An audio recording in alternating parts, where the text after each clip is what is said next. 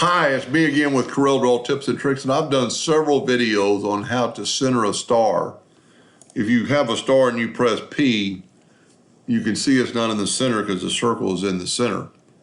So back in the day, before today, I found this by accident.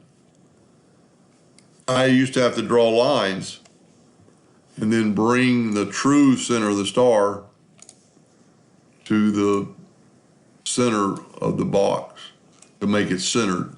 I'd have to actually draw these lines, or I've actually found another way better than that is you take a star, and this is not what this video is about, but make it a six-sided star, hit P, let's grow it out holding down the shift, let's click it with the pick tool, hold it with the shift key so it'll grow from the center, and then make it a five-sided star.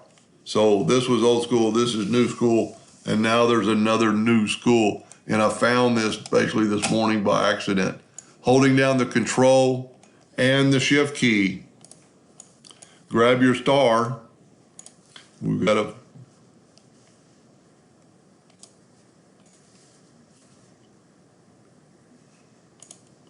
it should just be a five-sided star. Yeah, it is. It didn't change until you hit it. If you will go right here, and we don't even need the indexing lines for this, so I'll take them away just so you can see this work.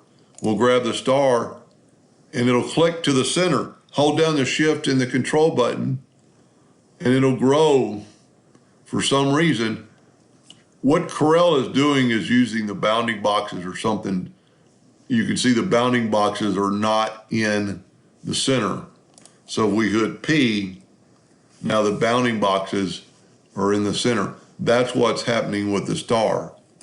But if we hold down the Shift, grab the star tool, go to that center spot, hold down the Shift and the Control button, and it'll grow from the center.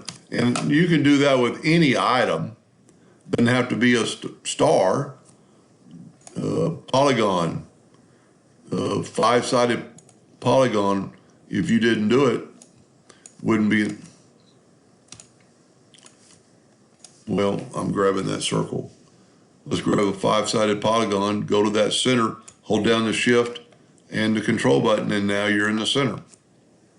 I hope that helped a little bit. Thank you for watching.